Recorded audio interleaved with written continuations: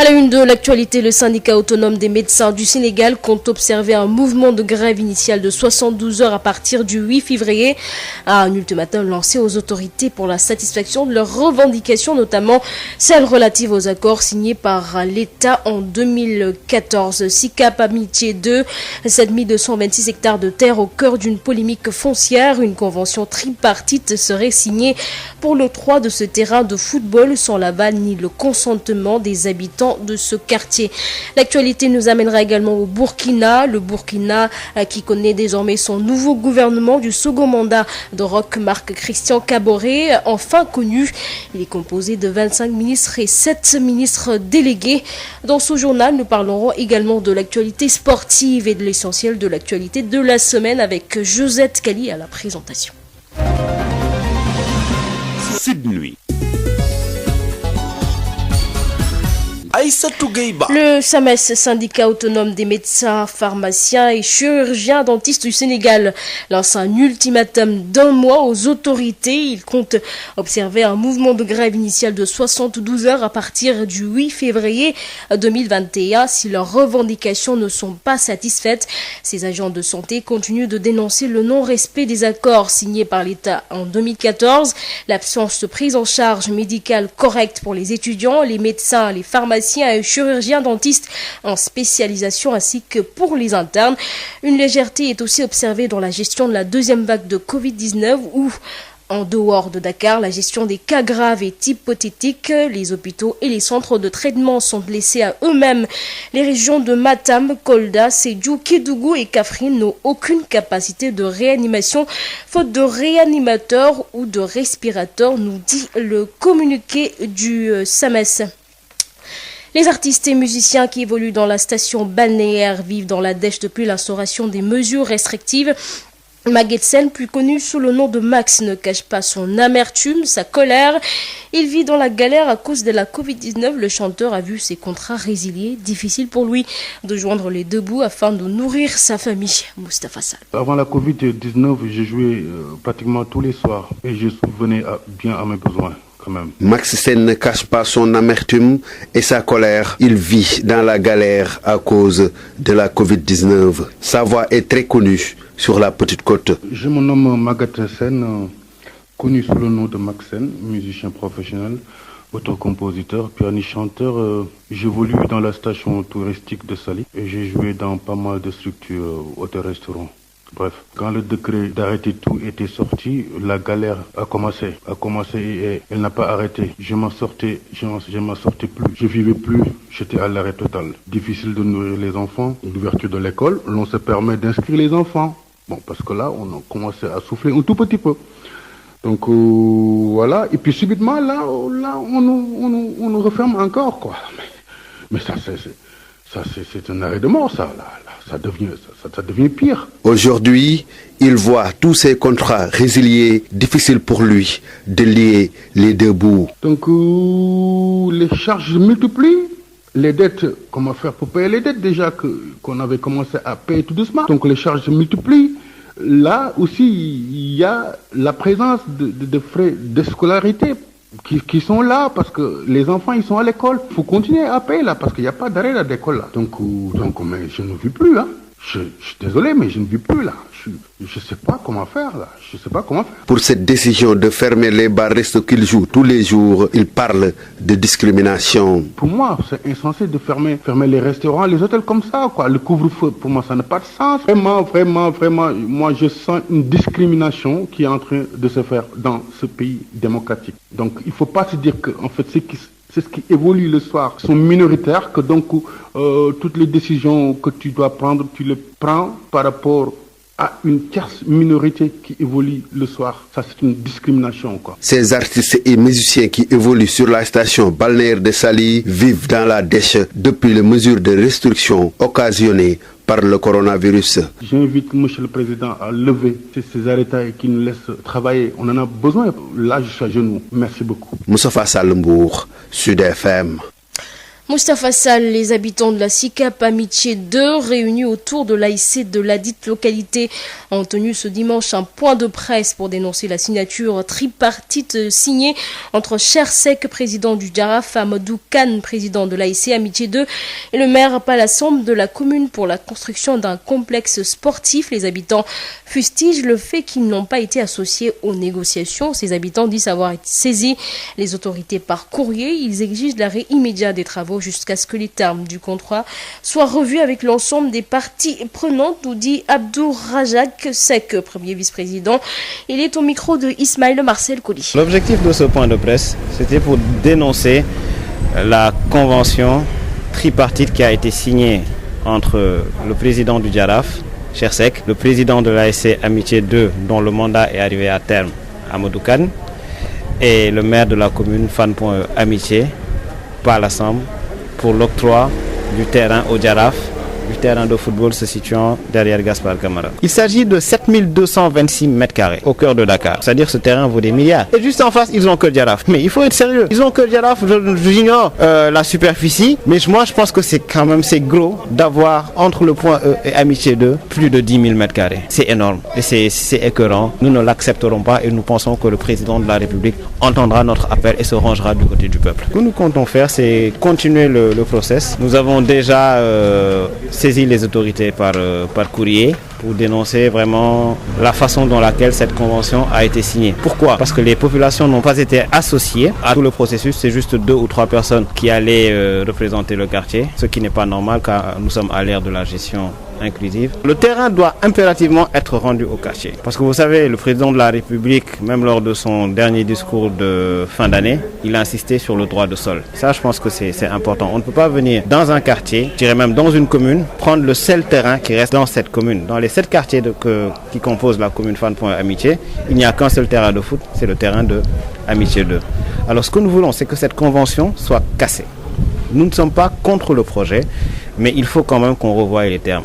Une convention dans laquelle on ne parle pas de tableau d'amortissement, on ne parle pas de durée d'exploitation, on ne parle même pas du statut du terrain, c'est-à-dire il appartient à qui. Aujourd'hui, c'est sûr que ces travaux vont arrêter parce qu'ils n'ont pas répondu, parce que même la signature en elle-même n'a pas répondu aux règles. Un maire avec l'acte 3 ne peut pas signer de convention sans délibération municipale.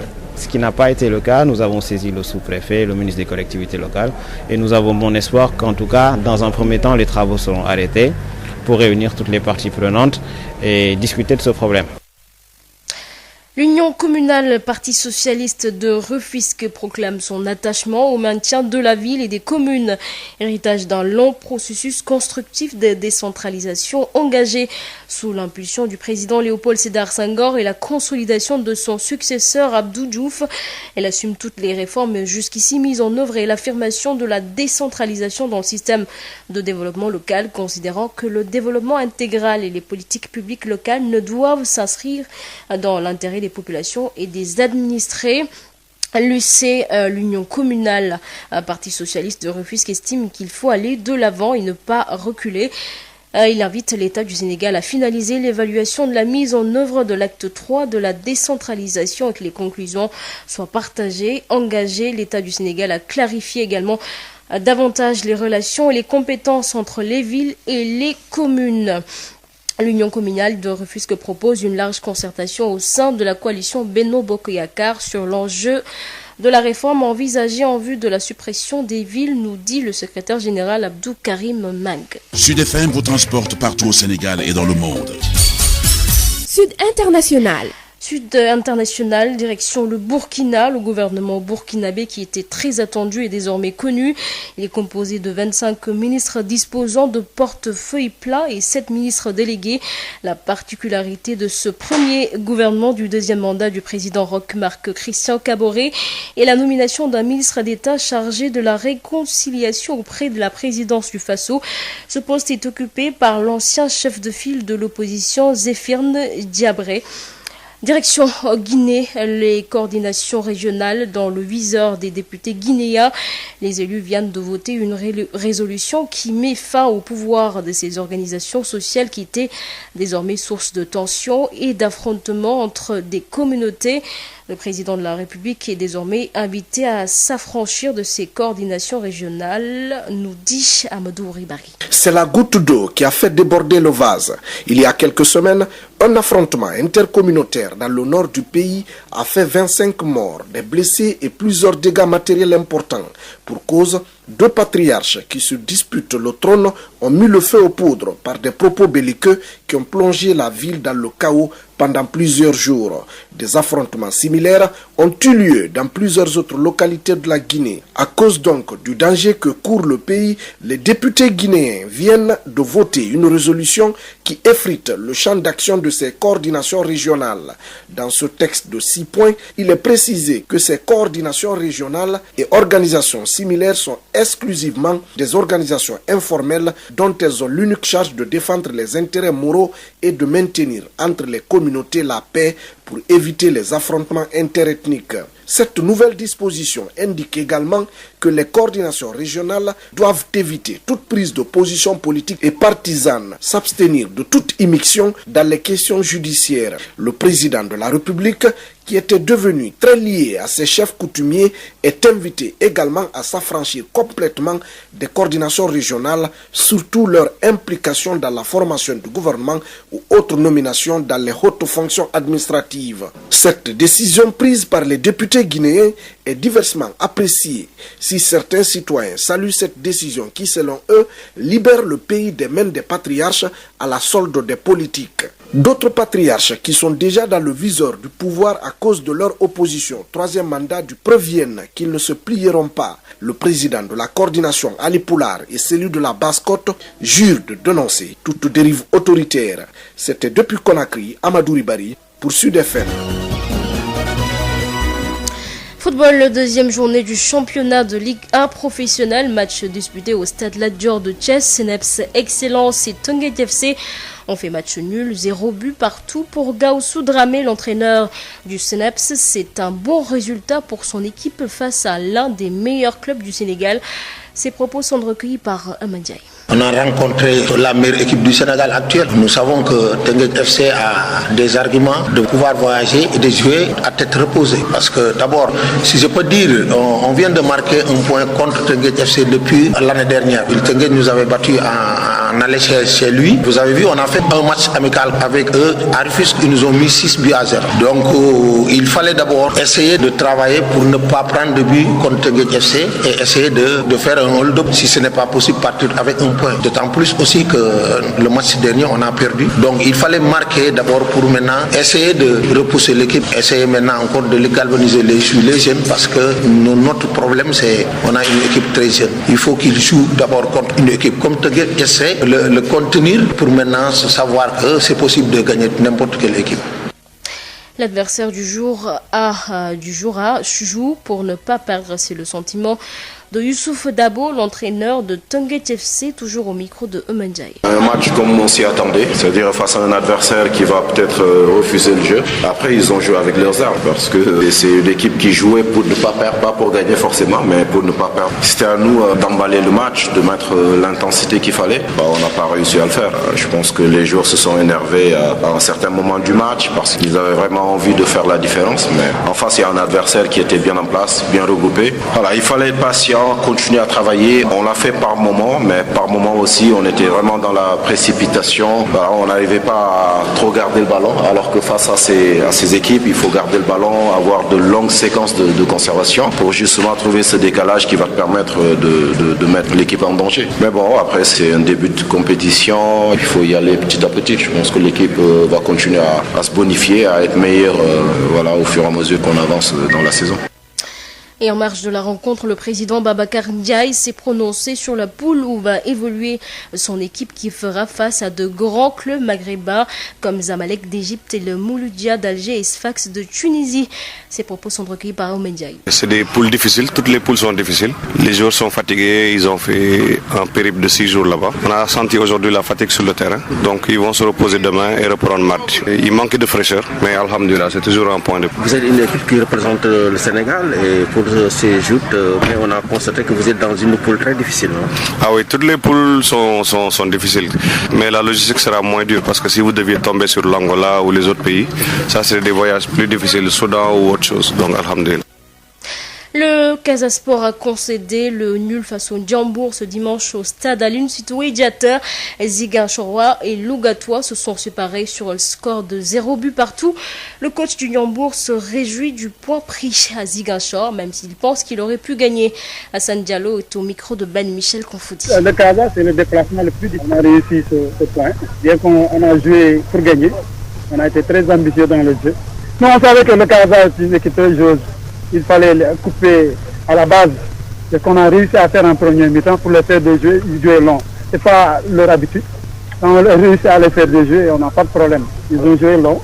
On sait qu'ils sont joués. En deuxième mi-temps aussi avec la fatigue, bon, ça fait desserrer un peu, on a vu ce Casa qu'on connaissait. Dans ce championnat, il faut toujours marquer un point ou 3 points.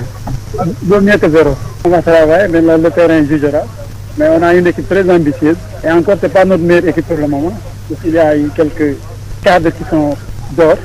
On va les récupérer. C'est 26 matchs. 2 sur 26 sont des matchs importants, mais pas décisifs, je le dis toujours. Le Super du Casa, bon, non, vraiment, ça, tout le monde le regrette. Parce que c'est un plaisir. Même en venant dans notre bus, on met leur fameuse chanson de Bokandé là.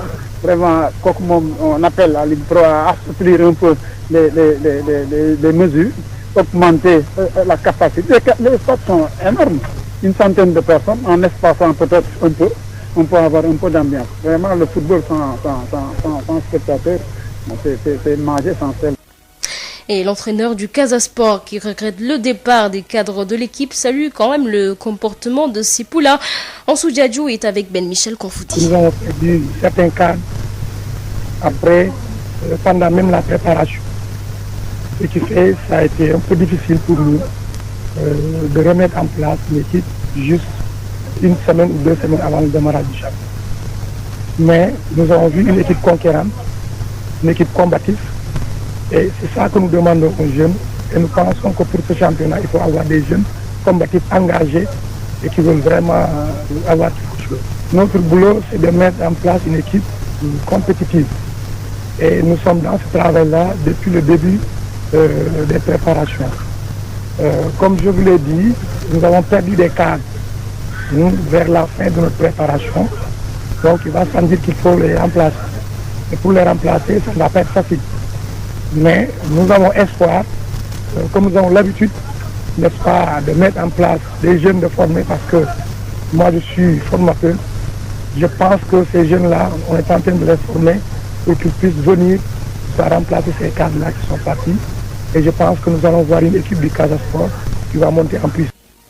Pikine bat US Gorée par 3-1 au stade Alassane Digo de Pikine.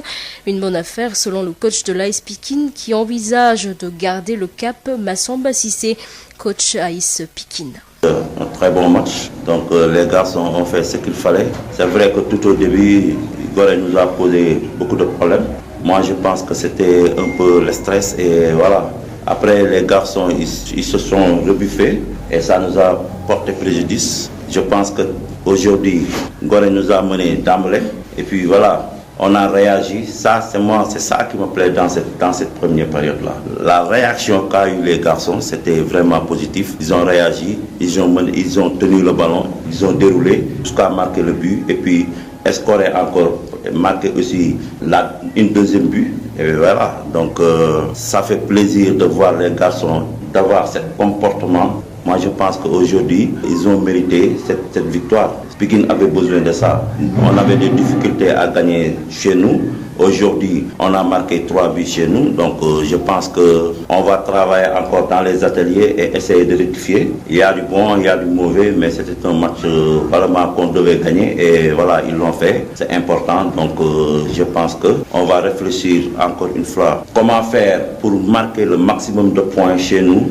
Et aux sorties, de marquer peut-être 1 point ou 3 points. Ça, c'est l'objectif. Et du côté de US Gorée, que des regrets après avoir mené. US Gorée se voit remonter par l'AS Pikine, 2 défaites successives pour les insulaires. Sidat Sarr, coach US Gorée, nous l'écoutons au micro de Elhaj Moussata. Certes, il y a des regrets, parce que après d'avoir emballé le match pendant 20 minutes, après avoir mené le score, on a laissé beaucoup d'espace à l'adversaire. Je pense qu'on n'a pas été bon. Même quand on menait au score aussi, on n'a pas été bon. Mais on devait garder peut-être notre avantage. Parce que jouer, c'est pas... Marquer un but, c'est pas facile.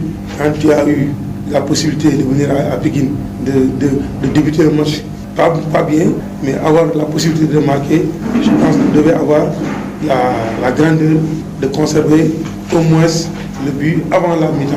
Mais malheureusement, on a été trop pressé de maintenir le score parce qu'on venait de nous sortir d'une défaite. Je pense que ça n'a pas été un réplique pour au moins essayer de se rebiffer. Mais tout compte réuni, je pense que Pékin a bien vu le match. Ils ont bien abordé en procédant aussi par des attaques placées. Ils ont réussi à mettre un but. Après un deuxième, le match a été d'un temps, c'est-à-dire on joue sur les deux sens. Eux, ils ont été plus réalistes pour mettre le troisième but.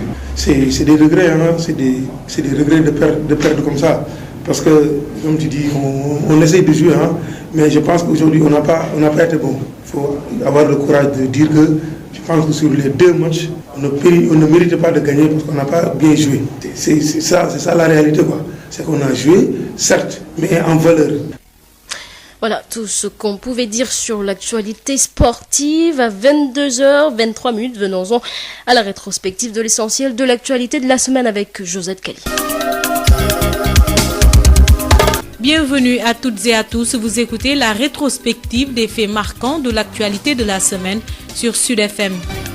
Lutte contre la Covid-19, le chef de l'État Macky Sall décrète l'état d'urgence assorti d'un couvre-feu. Un couvre-feu qui a démarré ce mercredi 6 janvier et ne concerne que les régions de Dakar et de Thiès de 21h à 5h du matin. Nous l'écoutons.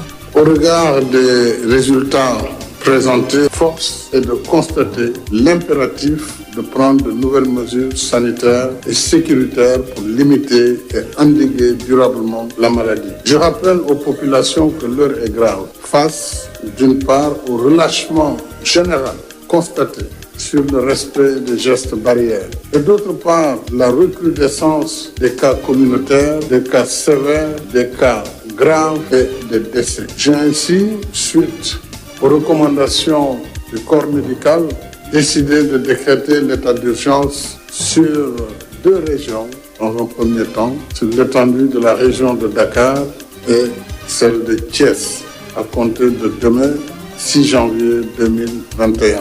Bien entendu, cet état d'urgence sera assorti d'un couvre-feu allant de 21h à 5h du matin dans ces deux régions, qui concentre plus de 90% des cas de Covid non national.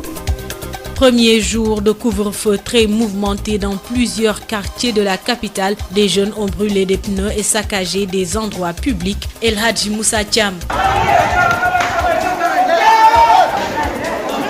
Des foyers à perte de vue dans plusieurs artères de la banlieue. Des groupes d'adolescents bravent le respect du couvre-feu et couvrent de feu toutes les routes de la banlieue. Les forces de l'ordre, en nombre réduit, les dispersent sur la rue 10 à coups de grenades lacrymogènes. Comme un jeu d'enfant et du chat à la souris, les jeunes garçons avancent et allument un autre foyer à plusieurs mètres du premier. Les policiers les suivent et éteignent les brasiers, aidés en cela par certaines populations.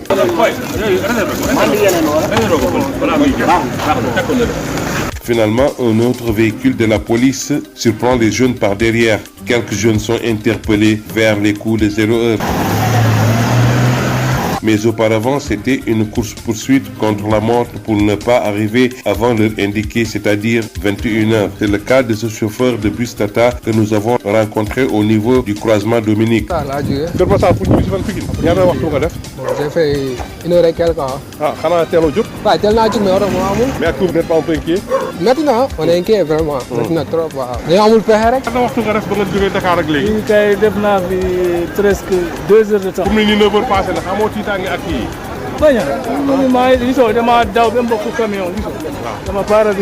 La première nuit de couvre-feu n'est pas du tout repos pour les forces de l'ordre. Des jeunes insouciants de leur santé, sans masque sur le corps, ont défié les forces de l'ordre presque toute la nuit. Des manifestations ont également eu lieu à Mbour et à Thiès.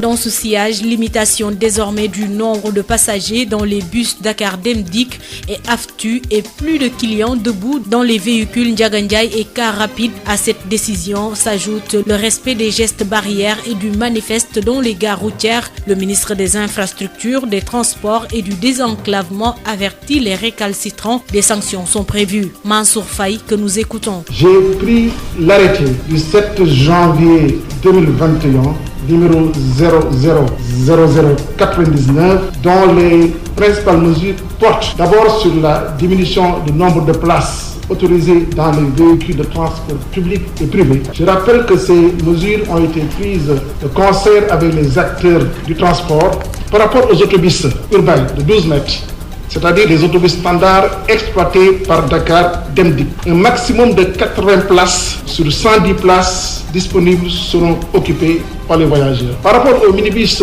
urbains exploités par l'Association de financement des transports urbains de Dakar, AFTU, un maximum de 40 places, non compris le personnel de bord, sur 50 places disponibles. Vous aurez remarqué que ces deux types de transports sont délestés de 30% de leur capacité maximale. Dans les autocars et minicars, Ndiagandiaï, Carapit, toutes les places debout sont interdites. Plus de places debout au niveau de ces moyens de transport. Le port correct du masque est obligatoire pour toutes les personnes à bord dès que leur nombre est supérieur à 1. Les entrées et sorties des gares urbaines se font dans le respect des mesures d'hygiène et de sécurité arrêtées par l'autorité sanitaire compétente. Les transporteurs sont tenus de nettoyer et de désinfecter leurs véhicules à l'intérieur comme à l'extérieur au moins une fois par jour. Ils doivent aussi fournir à leur personnel des masques et produits désinfectants. Je rappelle que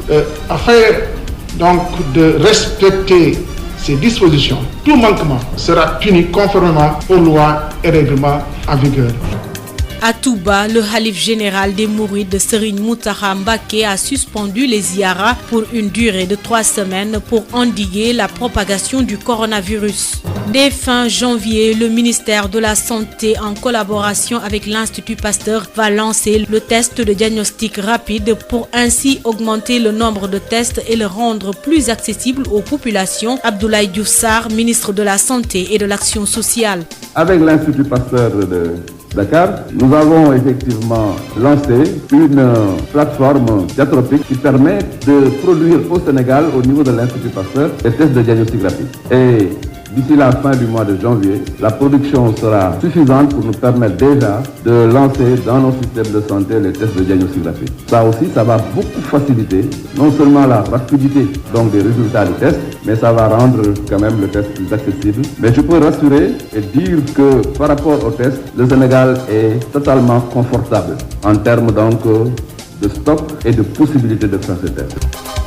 En milieu de semaine, le Sénégal a enregistré des cas de grippe aviaire dans une ferme à Pout. Cette grippe a déjà tué plusieurs volailles, mais la situation est sous contrôle selon le ministre de l'Élevage qui assure que toutes les mesures sont prises pour éviter la propagation du virus H5N1. Ali Saler Diop, ministre de l'Élevage et des Productions Animales. C'est son premier cas qui a été notifié immédiatement à l'Organisation mondiale de la santé animale. Alors, quand cette notification a eu lieu immédiatement le 31 décembre, nous avons, mes services et le laboratoire, fait une descente à Pout. D'abord pour évaluer l'ampleur de la maladie, identifier donc les facteurs de risque et faire des recommandations à l'équipe qui travaillait au niveau de la ferme. Évidemment, dans des cas comme ça, des mesures immédiates ont été prises pour endiguer la maladie. C'est ainsi que nous avons trouvé sur place 48 000 sujets qui étaient donc déjà morts et qui ont été incinérés immédiatement. Et par la suite, nous avons procédé à l'abattage de ce qui restait sur les 5 000 sujets qui étaient dans la ferme. Une fois que l'abattage est terminé là, également nous avons procédé à l'incinération. La ferme a été nettoyée et désinfectée. Alors ce qu'il faut ajouter qui est extrêmement important, c'est deux choses. C'est que la ferme se trouve dans une zone très isolée, qui fait que la probabilité de propagation de la maladie est extrêmement faible. L'autre chose importante qu'il faut souligner également est que le personnel qui travaille dans la ferme a été testé par l'Institut Pasteur et les résultats sont revenus négatifs.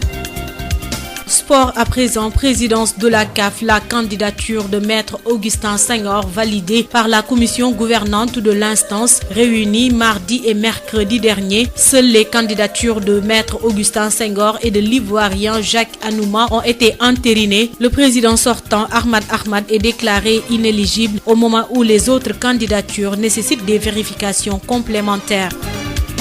Ligue africaine des champions, le Teungueth FC est dans la poule D en compagnie de l'Espérance de Tunis, du Zamalek et du MC d'Alger. Pour rappel, le club rufisquois s'était qualifié le mardi pour les phases de poule après sa victoire sur le Raja de Casablanca à la suite de la série des tirs au but. En Coupe CAF, le Jaraaf va affronter les Zimbabwéens du FC Platinum pour le match de barrage de cette compétition. Ainsi prend fin la rétrospective sur Sud FM Sen Radio. Rendez-vous dimanche prochain. Aïssatou Gueiba. Le syndicat autonome des médecins du Sénégal compte observer un mouvement de grève initial de 72 heures à partir du 8 février.